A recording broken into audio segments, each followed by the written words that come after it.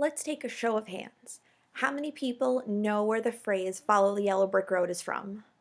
We've all seen it, we all know it. It's The Wizard of Oz. I have seen that movie more times than I can count. It is my mom's favorite movie, and I watched it so many times growing up. But lately, I've noticed that each time I watch it, I pick up on new and different things that I did not realize were in the movie when I watched it when I was younger. I used to think the movie was only about Dorothy goes up in a tornado, lands in this great area, follows a yellow brick road, clicks her heels 3 times, and she goes home. I was always afraid of the flying monkeys and the Wicked Witch, but I always loved Glinda. She was my favorite, and she made me believe in fairy princesses and that there was someone to bring you home if you needed to get there. But what I later realized is that there are more things to that movie than meets the eye. It really is a tale of a girl who is struggling to find where she belongs, and it leads her to have to go to this alternate world to meet new people and figure out that home is really where she wants to be. The Wicked Witch reminded her of the things that were going wrong in her life, and Glinda reminded her of the things that were going right.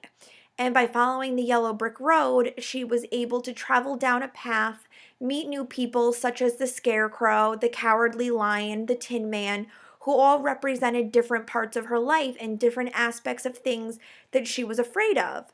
The Cowardly Lion was always scared. The Tin Man didn't have a heart. The Scarecrow didn't have a brain.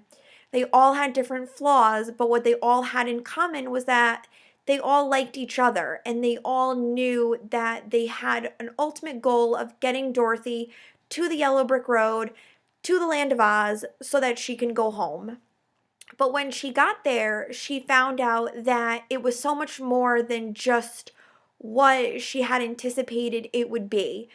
The Cowardly Lion didn't think that he could be strong and ferocious, and he was able to be.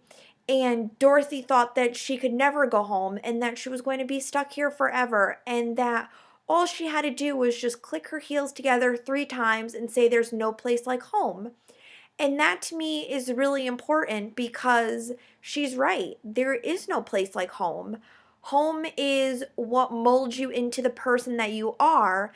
And I feel like Dorothy just needed to go to where she was to figure out that this was what she was missing, and that home would always be where she was and where her family was, and that it wasn't something that could ever go away, and it was not something that she could ever forget.